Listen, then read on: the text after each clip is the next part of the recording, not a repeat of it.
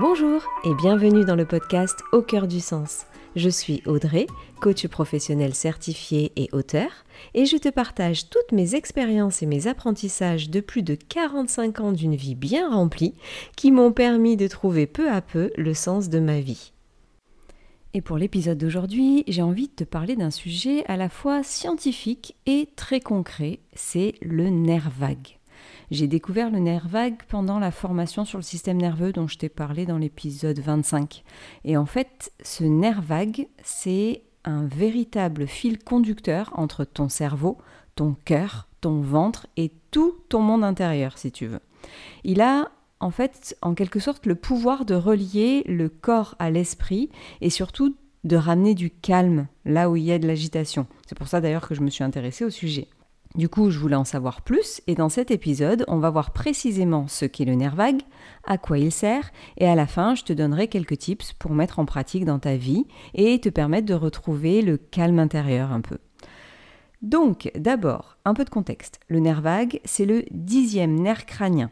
Parfois, il est appelé le nerf X. Il est surnommé vague parce qu'il vagabonde en fait à travers tout le corps.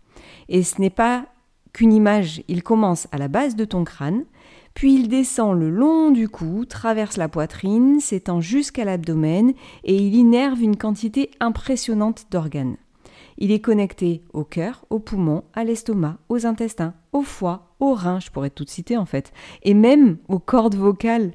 C'est lui en fait qui nous aide à respirer calmement, à digérer et à ralentir notre rythme cardiaque après un stress par exemple. En fait, il nous aide en quelque sorte à ressentir de la sécurité. C'est un acteur clé du système nerveux parasympathique et si tu n'as pas écouté l'épisode 25 où je te détaille les différents systèmes nerveux, le parasympathique, en quelque sorte, c'est le système qui gère le repos, la récupération et l'apaisement. Et le nerf vague, on en entend beaucoup parler, beaucoup plus parler du moins aujourd'hui, parce qu'on vit dans une époque où on est souvent en état d'alerte. Notre système nerveux sympathique, qui est celui qui prépare à l'action, au danger et à la fuite, il est souvent sursollicité. Si je te donne des exemples de sollicitation, ça va être les notifications permanentes des portables, avec aussi la pression au travail, ou même à la maison d'ailleurs, le stress, la surcharge mentale, tout ça, en fait, on est en état d'alerte permanent. Et du coup, notre corps, il a l'impression constante qu'il doit faire face et être constamment en mode « attention ». En fait, notre système nerveux, il est en PLS. Et dans ce contexte de vie, le nerf vague, il peut devenir sous-actif, c'est-à-dire qu'il a moins de place pour faire son travail d'apaisement et de régulation. Je ne sais pas si tu connais cette sensation de boule au ventre ou de souffle coupé, la difficulté à redescendre après une journée chargée, ou le moment où tu te réveilles la nuit, tu sais, l'esprit totalement « qu'est-ce qui se passe ?» alors que tout est calme autour de toi. En fait, ça, ce sont des signes possibles que ton nerf vague, il a besoin d'un coup de pouce pour reprendre sa place. Et ce qui est fascinant avec le nerf vague, c'est qu'il ne s'occupe pas que du corps, il est aussi profondément lié à notre vie émotionnelle. Il influence notre manière de ressentir la sécurité, d'entrer en relation avec les gens, de faire confiance, de nous calmer après une émotion forte, ça je te l'ai déjà dit d'ailleurs. Il agit même sur le tonus de notre voix, sur la chaleur de notre regard et sur la capacité à être présent.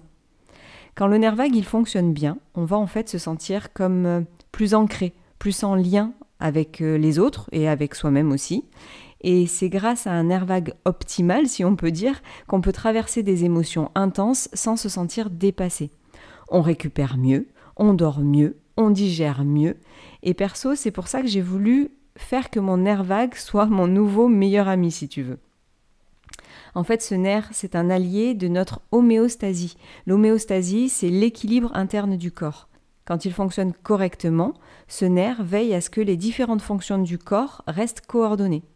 Il ajuste le rythme cardiaque, stimule la production de sucs digestifs, calme la respiration, mais ce que j'aime particulièrement, c'est qu'il est ce qu'on appelle bidirectionnel.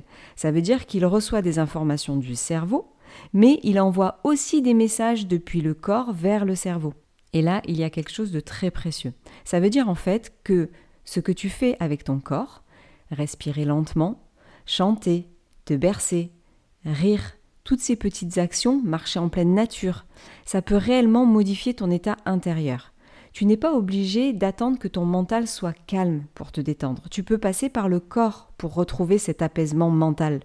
Et ça, pour moi, c'était une clé. Parce que le mental, je suis pas dedans. Je ne sais pas comment l'apaiser. Je ne sais pas comment agir sur mon mental, mais par contre, mon corps, maintenant, je sais comment je peux l'apaiser quand j'ai découvert ça. Ça a été une de mes clés. Et je me suis mise à appliquer quelques tips pour permettre à mon nerf vague de s'apaiser. Et du coup, je voulais partager avec toi, parce que c'est un peu le but du podcast, partager un peu toutes mes expériences. Et si tu écoutes le podcast depuis le début, tu vas voir que certaines pratiques reviennent souvent. Et quand je prépare les scripts de mes podcasts, je me dis, mais en fait, c'est super simple. Tu vois, mais la respiration, par exemple, c'est super simple. Et en fait, dans notre vie, même s'arrêter pour respirer en conscience, c'est parfois compliqué. D'ailleurs, petite anecdote personnelle, quand je suis en soirée, parfois, tu vas me voir disparaître. En fait, je vais me planquer dans les toilettes pour réussir à respirer calmement, pour reprendre justement ce calme-là. Et je rigole à chaque fois parce que je me dis, franchement, ils doivent penser que je fais la grosse commission. Mais en fait, si je fais pas ça, d'aller respirer et de reprendre ma sécurité intérieure, je vais pas tenir nerveusement. Donc si toi aussi tu as des difficultés à appliquer certaines pratiques de respiration, de calme, trouve-toi des astuces comme ça pour prendre ce temps-là. Et je te jure que ça change la vie de réguler son système nerveux et de le faire avec des exercices super simples du nerf vague. Du coup, pour stimuler ton nerf vague au quotidien, quelques pratiques, quelques tips. En premier, tu l'auras compris, la respiration consciente. C'est la pratique la plus accessible. En fait, tu vas inspirer, par exemple, sur 4 temps et expirer sur 6 à 8 temps. En fait, plus l'expiration est longue, plus elle stimule le nerf vague.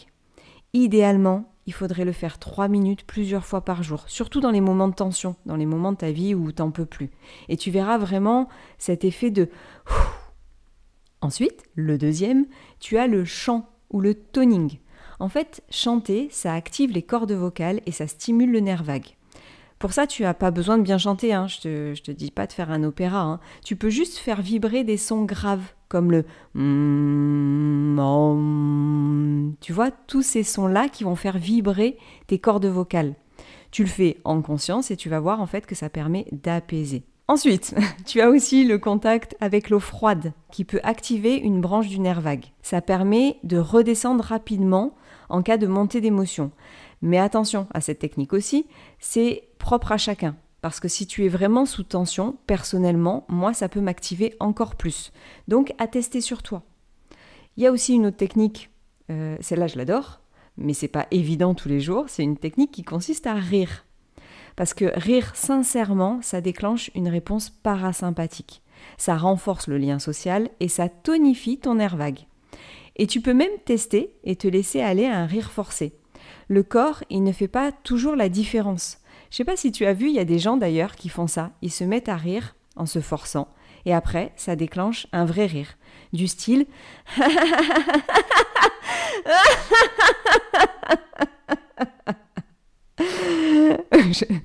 J'avoue, en fait souvent quand je me force à rire, après je rigole tellement c'est ridicule. Et j'avoue, ça fait du bien. Après, il y a énormément d'exercices pratiques que personnellement j'ai découvert dans la formation du système nerveux, mais un peu complexes à t'expliquer à l'oral. Donc je te laisse approfondir tes recherches si le sujet t'intéresse. N'hésite pas à m'envoyer un message sinon, ou à laisser un commentaire si tu veux que j'approfondisse un peu plus dans un autre épisode. Je trouve ça passionnant de voir comment on peut reprendre le pouvoir sur notre vie avec des petites choses toutes simples au quotidien. Bon, je te cache pas qu'accumuler toutes les techniques, ça demande du temps. Parce que 5 minutes par-ci, 5 minutes par-là. Mais en fait, personnellement, depuis, j'ai une autre relation au temps, car je me sens beaucoup plus efficace. Quand tu reprends un peu le pouvoir sur ton état intérieur, je trouve que là où il me fallait 1 heure pour faire une tâche, aujourd'hui, il me faut peut-être 45 minutes. Et du coup, les 15 minutes que j'ai gagnées dans mon efficacité, je la prends à prendre soin de moi. Voilà. Du coup, ce que j'aimerais que tu retiennes de cet épisode, c'est que le nerf vague, c'est pas juste une curiosité scientifique. C'est un réel pont entre ton corps et ton monde intérieur. Pas besoin de super exercices, une respiration lente, un chant dans la voiture, 1 minute d'écoute de ton souffle. Ces petits gestes faits régulièrement peuvent transformer ton état intérieur. Et dans un monde qui va vite et qui nous pousse à rester tendus, apprendre à activer consciemment le calme, je trouve que c'est vraiment reprendre du pouvoir sur sa vie. J'ai vraiment envie de le mettre en avant parce que c'est franchement puissant. Et tu as ce pouvoir en toi. C'est simple et c'est super efficace. Donc voilà pour cet épisode. N'hésite pas, comme d'habitude, à partager cet épisode si tu connais quelqu'un qui est toujours en stress. N'hésite pas aussi à mettre un commentaire pour savoir ce que tu en as pensé. N'hésite pas à mettre des étoiles, à me retrouver sur les réseaux. Bref, tout le laïus de d'habitude. Je te remercie d'être resté jusqu'à la fin. Et je te souhaite une bonne journée ou une bonne soirée et te dis à la semaine prochaine pour un nouvel épisode.